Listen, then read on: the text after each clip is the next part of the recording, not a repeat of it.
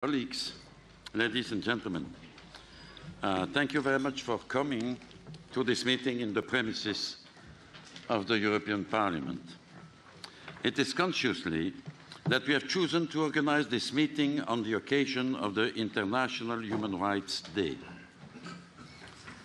We are delighted to have Madame Mariam Rajavi, President of the National Council of Resistance of Iran, here today with us.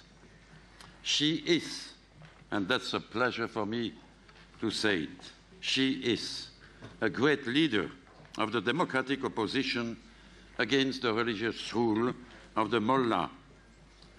And her fight for the defense of human rights in Iran is remarkable and benefits from our support. I am also honored to see many of my colleagues here today. J'en viens maintenant à la situation actuelle en Iran. Vous le savez, Hassan Rouhani a entamé son deuxième mandat en tant que président. Ceux qui continuent à le présenter comme un modéré doivent avoir le courage de regarder la réalité en face.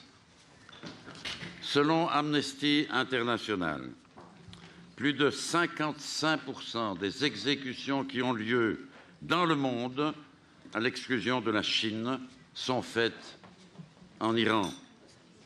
Plus de 3000 exécutions ont eu lieu durant le premier mandat de Rouhani, lequel, par ailleurs, n'a pas hésité à les justifier au nom d'une soi-disant loi divine. Le mois dernier, la troisième commission de l'Assemblée générale des Nations unies a adopté une nouvelle résolution condamnant les violations des droits de l'homme en Iran.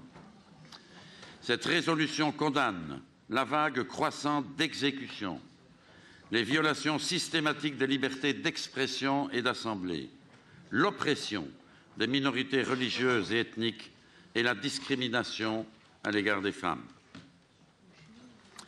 Depuis près de 38 ans, les violations des droits de l'homme en Iran sont restées sans réponse. Nous savons tous qu'en 1988, plus de 30 000 prisonniers politiques, principalement issus de l'OMPI, ont été massacrés par le régime des Mollahs. Les responsables n'ont pas été punis. Au contraire, les plus hauts fonctionnaires du régime qui ont été impliqués dans ce crime contre l'humanité sont toujours en fonction.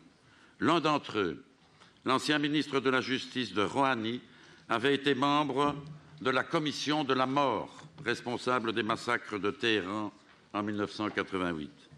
L'actuel ministre de la Justice a également été membre de cette sinistre commission dans le sud de l'Iran. Et ce ministre, actuellement en fonction, figure même sur la liste noire de l'Union européenne et de la Grande-Bretagne depuis 2011 pour violation aggravée des droits de l'homme. On peut donc et on doit donc affirmer que c'est vraiment le même régime qu'il y a 30 ans. Seule l'apparence a changé. Nous appelons l'Union européenne, en particulier sa haute représentante, Madame Federica Mogherini, à accorder la priorité aux droits de l'homme et aux droits des femmes dans les relations de l'Union européenne avec l'Iran. Nous sommes amèrement déçus par son approche, qui est quasiment obsédée par l'accord nucléaire et encourage les compagnies occidentales à se rendre en Iran. Nous exhortons nos gouvernements européens, y compris le mien en Belgique, à conditionner les relations avec Téhéran à une cessation des exécutions arbitraires et des progrès réels, et à faire des progrès réels en matière de droits de l'homme. Je voudrais également souligner que le terrorisme du régime iranien dans la région n'est pas acceptable. Le soutien de Téhéran à Bachar el-Assad et à la participation de la Russie est à la fois une ingérence et une faute. Nous voulons que toutes les forces du régime iranien se retirent de Syrie et d'Irak. Je crois qu'en tant qu'élus européens, nous devons faire savoir aux citoyens iraniens qu'ils ne sont pas seuls dans leur résistance contre la dictature des mollahs. C'est pourquoi nos condamnations fortes et publiques de la répression en Iran, y compris la répression à l'égard des femmes et la répression des minorités ethniques et religieuses, sont très importantes. D'autre part, nous estimons, Madame, que le plan en 10 points, qui appelle à la création d'un Iran laïque et à l'abolition de la peine de mort, doit être soutenu.